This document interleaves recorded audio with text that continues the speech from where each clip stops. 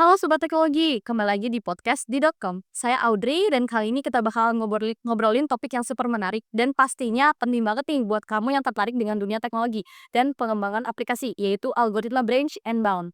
Nah, tema ini emang paling lagi banyak dibicarakan ya, apalagi buat kamu yang sering terjun ke masalah optimisasi atau perencanaan yang kompleks. Dan kali ini kita nggak sendirian loh, ada Naditya, seorang praktisi di bidang algoritma dan pemrograman. Nah, yang bakal ngobrol bareng kita. Aditya, selamat datang ya. Terima kasih ya Audrey telah mengundang saya di podcast yang satu ini. Senang mengobrol soal algoritma yang satu ini. Oke, sama-sama Naditya. Nah, sebelum kita masuk lebih dalam ke bahasan range and bound, aku pengen kasih gambaran sedikit. Jadi di dunia teknologi sekarang ini, algoritma sangat berperan penting buat kamu, buat bantu kita bikin keputusan yang paling optimal dalam menyelesaikan berbagai masalah rumit, seperti di pemrograman, data processing, sampai ke optimisasi masalah-masalah yang paling besar. Nah, oke deh, langsung aja. Kali ini kita bakal lebih mengenal tentang algoritma branch and bound. Secara sederhana, ini adalah algoritma yang digunakan buat memecahkan masalah optimisasi. Bisa dibilang ini itu adalah senjata andalan buat cari solusi yang terbaik di antara sekian banyak kemungkinan solusi yang ada ya. Nah, sekarang Naditya, coba deh kamu jelasin apa yang sebenarnya eh, apa yang dimaksud dengan branch and bound ini dan gimana sih cara kerjanya? Tentu saja Audrey. Senang menjelaskan tentang Branch and Brown ini. Jadi ini, Branch and Brown ini tuh adalah algoritma yang dibangun dari dua konsep utama. Yaitu yang pertama, branching. Yaitu membagi masalah besar jadi submasalah yang lebih kecil.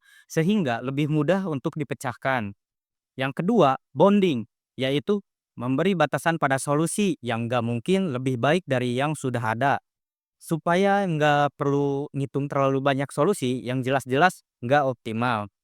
Jadi intinya kita memperkecil ruang pencarian supaya lebih efisien. Jadi intinya kita nggak sembarangan dong coba semua kemungkinan. Nah, kita itu pasti lebih fokus ke solusi-solusi yang mungkin aja. Nah, ada nggak sih kayak contoh nyata dari penerapan range and bound di dunia industri atau kehidupan sehari-hari? Pasti ada dong contohnya. Yang paling terkenal itu adalah masalah traveling salesman problem, yaitu TSP lah. Di mana kita harus mencari rute terpendek untuk mengunjungi beberapa kota. Nah, branch and bound digunakan untuk mengurangi jumlah rute yang perlu dihitung dengan cara membatasi jalur yang gak mungkin memberi solusi terbaik. Jadi, meski masalahnya besar, kita bisa lebih cepat mencari solusi yang tepat.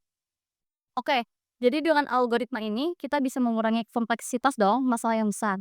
Nah, menarik banget kan ya? Selain branch and bound ini ada nggak sih algoritma lain yang juga sering digunakan dengan masalah optimisasi?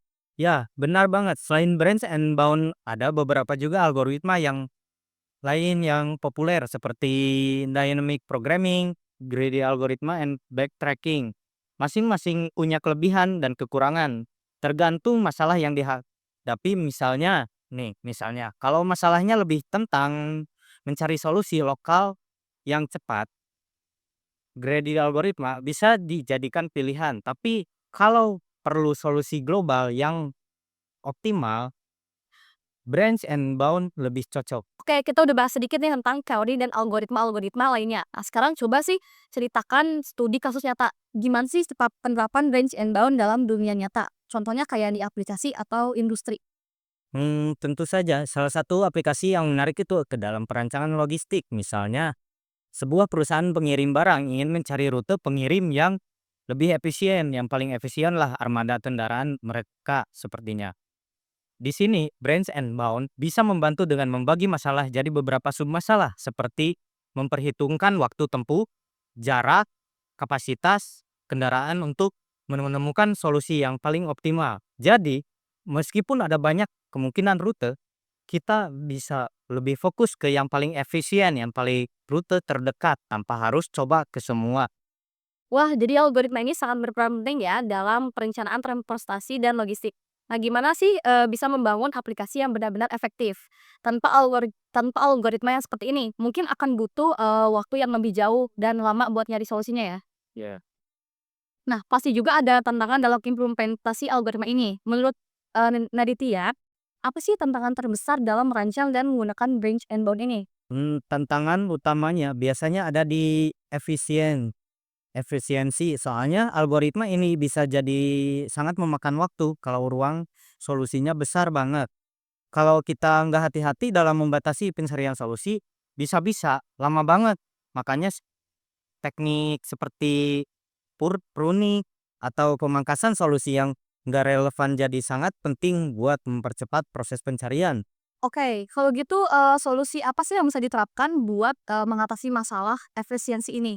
Salah satu solusinya adalah dengan menggunakan paralel computing ya. Jadi seperti proses pencarian solusi bisa dilakukan bersamaan di banyak prosesor.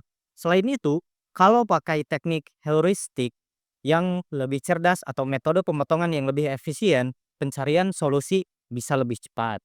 Oke, nah sebelum kita tutup nih, ada nggak sih tips atau saran buat teman-teman pengembang atau pelajar yang pengen lebih, mendalami branch and bound ini? Pastinya, yang pertama, kamu perlu paham banget dengan dasar-dasar teori graf dan pohon pencarian. Karena algoritma ini bergantung banget sama struktur data tersebut. Yang kedua, sering-seringlah latih diri dengan masalah optimisasi nyata seperti TSP atau next set problem. Dan terakhir, cobalah gunakan bahasa pemrograman seperti Python dan C++ yang udah punya pustaka algoritma optimisasi yang sangat bagus. Wah, terima kasih banyak ya Naditya untuk insight yang sangat bermanfaat ini. Jadi sebagian rangkuman kita belajar bahwa, range and bound ini adalah algoritma yang sangat efektif untuk mengatasi masalah optimisasi yang besar dan kompleks ya.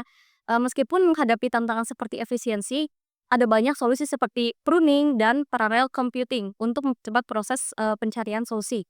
Nah, sekali lagi, terima kasih banyak ya, Naditya, yang udah meluangkan, waktu untuk berbagi pengetahuan, dan terima kasih juga buat kamu yang udah setia dan dengerin podcast kali ini. Jangan lupa untuk, ikutin dan subscribe, YouTube kita ya di podcast.com, dan juga, pastinya untuk nggak ketinggalan di episode-episode menarik berikutnya. Nah, sampai jumpa dan semoga hari kalian menyenangkan.